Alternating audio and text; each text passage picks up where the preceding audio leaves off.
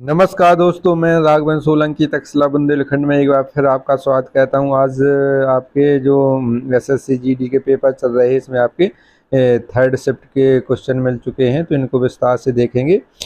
आपके 17 फरवरी की third shift के क्वेश्चन मिल चुके हैं। इसमें आपके कुछ जी के जीएस के करंट के और आपके कुछ क्वेश्चन 4-5 क्वेश्चन इसमें आपके हिंदी के भी मिले हुए हैं, तो इनको विस्तार से देखेंगे और एनालिसिस के साथ देखेंगे।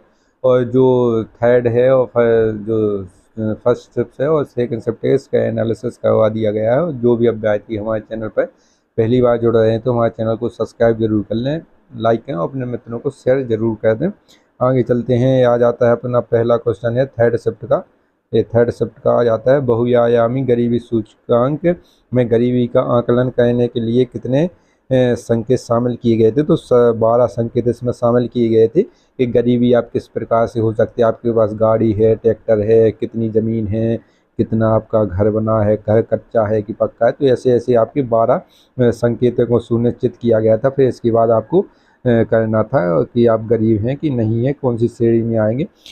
संयुक्त राष्ट्र संयुक्त राष्ट्र विकास कार्यक्रम यूएनडीपी के द्वारा ये किया जाता है। ये इसका मुख्यालय कहाँ पर, केन्या में नैरोबी में इसका मुख्यालय है और इसकी स्थापना 1972 में की गई थी, ये ध्यान रखना है। अगला क्वेश्चन आ जाता है, भारत का सबसे पुराना फुटबॉल क्लब कौन सा है। भारत का सबसे पुराना फुटबॉल क्लब मोहन बागान एथलेटिक क्लब, जो भारत का सबसे पुराना फुटबॉल क्लब है। इसकी स्थापना 1889 ईस्वी में हुई थी। यह कोलकाता पश्चिम बंगाल में स्थित है, ये ध्यान रखना है। ये पूछा जाएगा कि आपका सबसे पुराना फुटबॉल क्लब मोहन बागान क्लब कहाँ पर है, तो कोलकाता पश्चिम बंगाल में स्थित है। यह एशिया के सबसे पुराने फुटबॉल के क्लबों में से एक है, तो इसको ध्यान रखना है। अगला क्वेश्चन आ जाता है, जैव प्रौद्योगिकी या बायोटेक के क्षेत्र में विकास की योजनाएं किस पंचवर्षीय योजना के दौरान शुरू की गई थी। तो ये 12वीं पंचवर्षीय योजना आ जाएगी, जिसका कार्यकाल 2012 से 2017 तक रहना था। लेकिन इसमें जो बीजेपी की सरकार आई थी, इसको 1 जनवरी 2015 से इसको नीति आयोग में परिवर्तित कर दिया गया। इसका नाम नीति आयोग कह दिया गया और इस योजना आयोग को समाप्त कर दिया गया। अब 12वीं पंचवर्षीय योजना 2012-13, 2016-17 के दौरान बायोटेक के क्षेत्र में 84% की वृद्धि हुई थी, ये इसमें पूछा गया था। तो अच्छा क्वेश्चन था, ये छोड़ने लायक क्वेश्चन था, ये किसी को नहीं आएगा। 2011 की जनगणना के अनुसार पुरुष और महिला साक्षरता दर का सबसे कम अंतर किस राज्य को देखने को मिला। तो ये केरल राज्य में हो जाएगा। पुरुष की आपकी जो कुल आपकी केरल की साक्षरता दर थी वो 94% थी, पुरुष की साक्षरता दर 96.11% थी और महिलाओं की साक्षरता दर 92.07% थी। तो इसका जब अंतर निकालेंगे तो 4 दशमलव के कुछ के आसपास आएगा। और इसमें राजस्थान में कितनी थी, इसमें 33% थी, इसमें 66 और 79 और 52 थी। ठीक है, जो 19 आपका ये औसत था, 79 और 52 इसमें तो निकालेंगे तो 33% के आसपास था। तो यहाँ से क्वेश्चन पूछा गया था। अगला क्वेश्चन है, भारत में कितने राष्ट्रीय त्यौहार हैं। तो भारत में कितने राष्ट्रीय त्यौहार मनाए जाते हैं। 3 राष्ट्रीय त्यौहार मनाए जाते हैं। राष्ट्रीय त्यौहार या राष्ट्रीय पर्व उस त्यौहार या पर्व को कहा जाता है जो किसी जाति या धर्म विशेष का नहीं होकर संपूर्ण राष्ट्र का होता है। तो इसमें देख लेते कौन कौन से 3 हैं। एक आपका हमने बहुत पहले शिफ्ट में पूछा गया था, लगभग 4-5 तारीख को पूछा गया था, एक फिर से रिपीट क्वेश्चन पूछा गया है इसमें। तो ये गणतंत्र दिवस आपका 26 जनवरी 1950 को भारतीय संविधान को अपनाए जाने की याद में मनाया जाता है। और स्वतंत्रता दिवस 15 अगस्त, यह दिवस 1947 में ब्रिटिश शासन में भारत की स्वतंत्रता का स्मरण कराता है। और गांधी जयंती 2 अक्टूबर को महात्मा गांधी के जन्म दिवस के समय उपलब्ध कराया जाता है। यहाँ से आपके जरूर क्वेश्चन बनते हैं। तो गणतंत्र दिवस, स्वतंत्रता दिवस और गांधी जयंती 2 अक्टूबर, ये आपके राष्ट्रीय पर्व हैं। आगे भी क्वेश्चन पूछे जा सकते हैं। आगे आ जाता है, राष्ट्र के नीति निर्देशक तत्व डीपीएसपी किस अनुच्छेद में वर्णित किया गया है। तो अनुच्छेद आपके अनुच्छेद 36 से 51 तक किया गया है। और भाग कौन सा है, भाग आपका 4 हो जाएगा, भाग 4 हो जाएगा।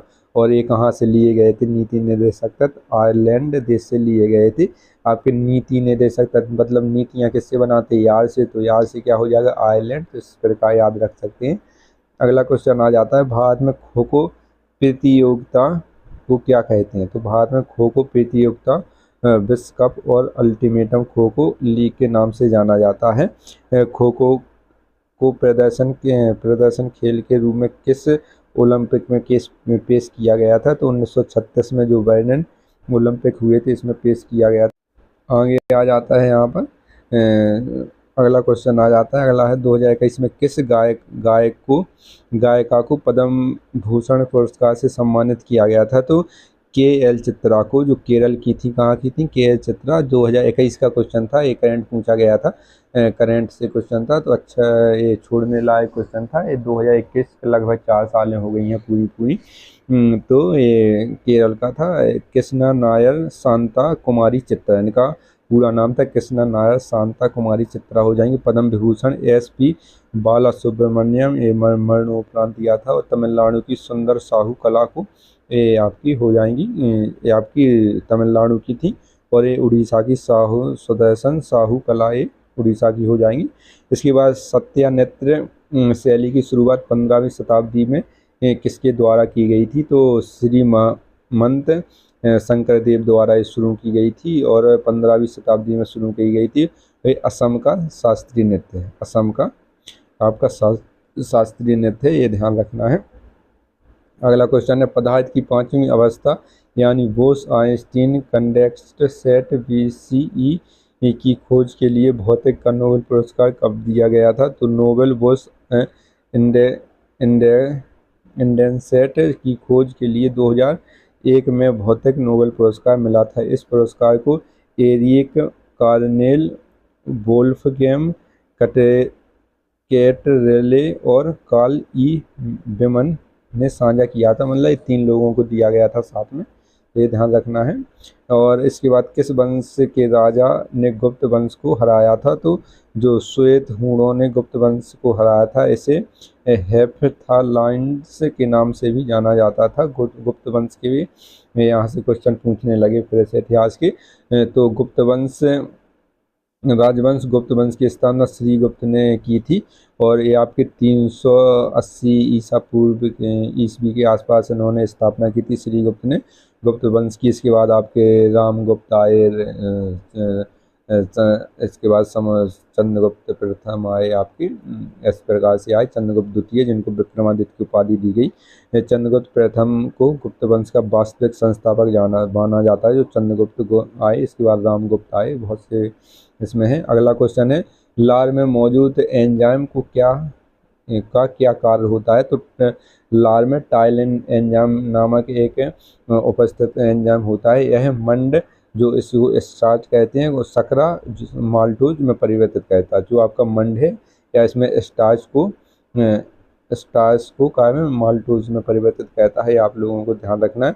और लार में मौजूद एंजाइम भोजन को तोड़ने में मदद करता है और संक्रमण से सुरक्षा करता है। जैसे संक्रमणकारी कोई आप चीज़ खा लेते हैं, आप मुँह में कोई संक्रमण हो जाता है तो उसकी सुरक्षा करता है। और जैसे आपको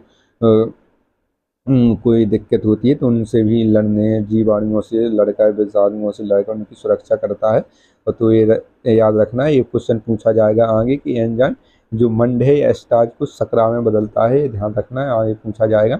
अगला है, राष्ट्रपति या उपराष्ट्रपति चुनाव के संबंध में सभी संदेहों और विवादों से संबंधित अनुच्छेद कौन सा है? तो अनुच्छेद 71 है। जैसे कि आपकी उप राष्ट्रपति है या आपका राष्ट्रपति है, इनके चुनाव में कोई दिक्कत होती है तो अनुच्छेद 71 के द्वारा सुप्रीम कोर्ट इनकी सुनवाई करेगा। और भारतीय संविधान के अनुच्छेद 71 के अनुसार राष्ट्रपति या उपराष्ट्रपति के चुनाव के संबंध में सभी संदेशों और विवादों की जाँच और निर्णय भारत के सर्वोच्च न्यायालय द्वारा किया जाएगा। ये मोस्ट इम्पोर्टेंट है। 2000 अगला है, 2024 तक संघ लोक सेवा आयोग के अध्यक्ष कौन थे? तो मनोज सोनी थे। UPSC के वर्तमान अध्यक्ष कौन है? प्रीति सूदन है, ये ध्यान रखना है, प्रीति सूदन आपके हो जाएंगे। अगला क्वेश्चन है, प्रसिद्ध नर्तक बिरजू महाराज को 2016 में किस फिल्म के लिए सर्वश्रेष्ठ कोरियोग्राफर का फिल्म फेयर पुरस्कार मिला था? तो बाजीराव जो मस्तानी आई थी 2016 में आई थी, उसके लिए ये सर्वश्रेष्ठ पुरस्कार दिया गया था। अच्छा लेवल का क्वेश्चन पूछा गया है। क्रिप्स मिशन भारत कब आया? तो ये आपका 22 मार्च 1942 को ये क्रिप्स मिशन भारत आया था। ये भारत में सरकार बनाने के लिए आया था, लेकिन जो भारत के कांग्रेस के लोग थे और यहाँ पर जो मुस्लिम लीग थी, इसमें पाकिस्तान की मांग नहीं थी, उन्होंने इसका बहिष्कार किया और वो वापस चला गया।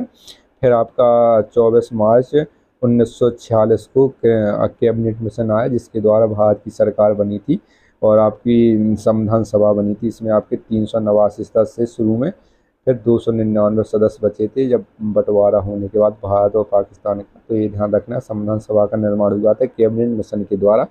इसमें क्रिप्स मिशन में स्टैफोर्ड क्रिप्स ब्रिटेन में विंस्टन चर्चिल की संगठन सरकार में श्रम मंत्री थे। क्रिप्स मिशन 22 मार्च को 11 अप्रैल 1942 तक भारत में रहा। इसका उद्देश्य द्वितीय विश्व युद्ध में ब्रिटिश युद्ध के लिए भारतीय सहयोग प्राप्त करने के लिए ये कहा गया था। एक झांसा देने के लिए आए थे ये लोग कि हम आपको स्वतंत्र करेंगे, स्वतंत्र रूप से कर देंगे, लेकिन युद्ध की बात करेंगे। तो सब लोगों ने मना कर दिया था। अगला क्वेश्चन है, आर्थिक स्थिति का मूल्यांकन करने के लिए एक वर्ष में क्या देखा जाता है? तो आय और निर्यात देखा जाता है। आर्थिक स्थिति मूल्यांकन करने के लिए सकल उत्पाद जीडीपी, आयात इंपोर्ट और निर्यात एक्सपोर्ट, महंगाई दर और बेरोजगारी जैसे प्रमुख संकेतों को देखा जाता है। तो जो भी आपके ऑप्शन में होगा ये आपका सही हो जाएगा। पंचवर्षीय योजना की परिकल्पना कैसी थी? तो भारत में पंचवर्षीय योजना की परिकल्पना देश के विकास के लिए की गई थी। इन परियोजनाओं के जरिए देश के संसाधनों का कुशल इस्तेमाल करके जीवन स्तर को बढ़ाने और रोजगार के अवसर पैदा करने का मकसद था। ये आपका तीसरी बार रिपीट हुआ है, जो आप पिछली शिफ्टें हो चुकी हैं उसमें भी ये कई बार पूछा गया था कि पंचवर्षीय योजना का मुख्य उद्देश्य क्या था या परिकल्पना क्या थी, ये पूछा गया था। इसमें पूछा गया था प्रायद्वीप नदियाँ कौन सी हैं? तो आपका ने भारत का नक्शा देखा होगा। तो इस प्रकार का भारत का नक्शा इस प्रकार का है। तो यहाँ से आपकी जो यहाँ से पर्वतीय नदियाँ निकलती हैं, यहाँ से आपका प्रायद्वीप पठार है ये वाला। तो यहाँ से जितनी भी नदियाँ निकलती हैं वो प्रायद्वीप पठार कहलाती हैं। यहाँ से गंगा है, यमुना है, रामगंगा है, गंडक है, काशी है, तीस्ता है, ब्रह्मपुत्र है, सिंधु, झेलम, चिनाब, रावी, ब्यास, सतलज इस साइड निकलती हैं अरब सागर में। यहाँ से आपकी नर्मदा, ताप्ती, सोन और आपकी रहंद निकलती है। यहाँ गोदावरी, कृष्णा, कावेरी यहाँ पर बह गई, बहुत सारी नदियाँ निकलती हैं। यहाँ पर महानदी हो जाएगी। तो आपकी ये प्रायद्वीप नदियाँ हैं यहाँ पर जितनी हैं, और यहाँ से जो यहाँ पर हैं ये आपकी हिमालय से निकलने वाली नदियाँ हैं। तो आपको कौन सी पूछी थी? ये प्रायद्वीप नदियाँ के उदाहरण जैसे महानदी, गोदावरी, कृष्णा, कावी, नर्मदा, ताप्ती और दामोदर हो जाएंगे। गंडक नदी इसमें दिया गया था ऑप्शन में, तो ये आपकी हिमालय से निकलने वाली हो जाएगी, ये मोस्ट इम्पोर्टेंट है। इसके बाद विलोम शब्द पूछे गए थे, तो मित्र का विलोम शब्द पूछा गया था। इसमें मित्र शब्द के विलोम शब्द कौन कौन से? दुश्मन हो जाएंगे, शत्रु, प्रीति, द्वंद्वी हो जाएंगे, अमित हो जाएंगे, अवज्ञाकारी जो आपकी आज्ञा ना का मानता हो या जो आपने आज्ञा दी उसका विरोध कहता हो, तो शत्रु ही करेगा। तो अवज्ञाकारी हो जाएगा, विरोधी हो जाएगा। तो मित्र के विलोम शब्द में से आपका जो भी पूछा गया होगा, इसमें ज़्यादातर मित्र का शत्रु ही होगा, तो शत्रु आपको दिया होगा, सही कहना था। सरिता के पर्यायवाची शब्द कौन कौन से हैं? तो सरिता मतलब नदी के, इसमें पर्यायवाची पूछा गया था। नदी, तटनी, सरी, दरिया, सलीला और तरंगनी, ये सरी आपकी नदी के पर्यायवाची हो जाएंगे। और नदी के इसमें से एक आपका नदी का पर्यायवाची होगा, तो कौन सा था ये आपको बताना था। इसके बाद अनुराग शब्द का विलोम शब्द पूछा गया था, तो अनुराग शब्द का विलोम शब्द क्या हो जाएगा? विराग हो जाएगा, ये ध्यान रखना है। और आगे पुरस्कृत का विलोम शब्द दंड। जैसे किसी को पुरस्कार दिया जाता है, सम्मान दिया जाता है, तो उसको पुरस्कृत कहते हैं। और इसका विपरीत क्या हो जाएगा? विलोम शब्द मतलब विपरीत, तो इसका दंड हो जाएगा। तो आज के जो थर्ड शिफ्ट के क्वेश्चन थे आपके, थर्ड शिफ्ट ये कौन सी थी आपकी? 17 फरवरी के थे। जो आगामी कल शिफ्ट होने वाली इसका भी एनालिसिस करवा दिया जाएगा जल्दी, और जहां से जिस टॉपिक से क्वेश्चन बन रहे हैं उन टॉपिक को भी विस्तार से करवाया जाएगा। हमारे चैनल को जरूर सब्सक्राइब करें, लाइक करें और अपने मित्रों को शेयर जरूर कर दें जिनका भी अभी आगामी शिफ्टों में पेपर रह गया है, और सब्सक्राइब जरूर करें। धन्यवाद साथियों।